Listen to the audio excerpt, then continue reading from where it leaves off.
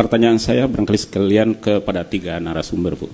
Kalau Pak Troy tadi mengatakan bahwa titik ibu kota kita yang baru di tengah-tengah itu benar secara geografis. Tapi titik etnis pertemuan orang itu Jakarta. Karena Jawa 60%, Sunda 15%, Padang, Aceh dan masing-masing 3-4%. Itu tepat di sini. Kita susah membantah itu. Secara alamiah Jakarta itu. Makanya saya agak pesimis. Seperti juga kata Ibu Bayarwati tadi, agak nada-nada pesimis ini pemindahan ini. Kenapa saya katakan demikian ya?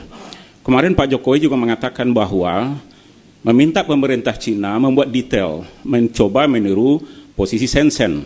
Sementara secara geografis, Cina itu mainland, daratan utuh, sementara kita adalah sebuah negara kepulauan. Nah, kepada Pak Jo barangkali, apakah ini tidak menjadi satu tantangan? Kenapa nggak sekalian kita rubah aja ketatanegaraan kita, tata pemerintahan kita?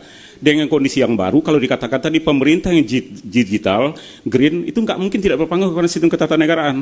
Contoh, MPR bersidang di ibu kota negara misalnya. Apa nggak kesulitan nanti orang bersidang? Yang kedua, pemindahan logistik kepada ibu kota baru. Semua negara di dunia pindah ibu kota itu di daratan, Pak. Di Brazil sama, Melbourne juga ya. Cina itu 5 kali, Pak, termasuk Shenzhen dan apa itu namanya, terakhir ke Beijing. Nah, lalu ada Istanbul, apa namanya? Sebelumnya maaf. Ankara, Glasgow, London itu sama, Pak.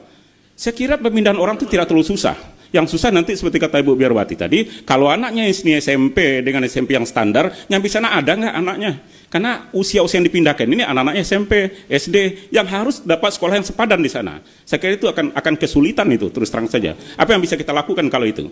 Nah, terakhir kepada Pak Jo juga, apa pantas Presiden meminta desain ibu kota kepada negara lain, lalu meminta detailnya? Kalau Shenzhen itu dia sistem politbiro, Pak. Negara komunis itu satu kesatuan itu gampang. Mereka hanya satu etnis, ketuhanan Han itu lebih 90%. Hampir nggak ada orang Cina itu yang hitam, Bu, atau yang keriting.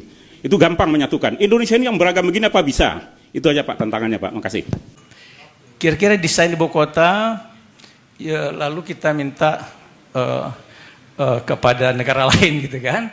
Nah, menurut saya ini memang kalau minta kepada ahli, kepada pakar di mana-mana ya, tidak satu negara, itu wajar. Tapi kalau hanya satu negara doang kita minta, itu kurang patut. Misalnya kita pakai contoh lah, bikin Putrajaya ya, itu Mahathir zaman itu kumpulin ahli seluruh dunia yang pernah memindahkan negara. Iya, jadi nggak ke satu negara. Ya, kalau ke satu negara, ke Cina itu emang Cina apaan sama kita sih? Apakah dia paham tentang arsitektur yang cocok untuk Indonesia yang tropis 2 musim? Ya, nggak yakin saya itu, ya kan? Mainland pula, ya, tidak archipelago state kayak kita. Nah, itu jawaban saya. Lalu soal yang terkait dengan pindah pegawai, ya, kan yang praktek yang ada kan mainland, ini kan archipelago state. Tapi saya kira IKN pede sekali itu, karena otorita punya kewenangan tidak hanya pembangunan, tapi juga pemindahan.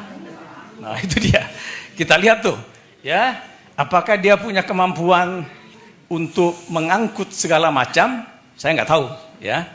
Ya, tapi mungkin ada struktur sekarang di situ yang ngurusin pemindahan.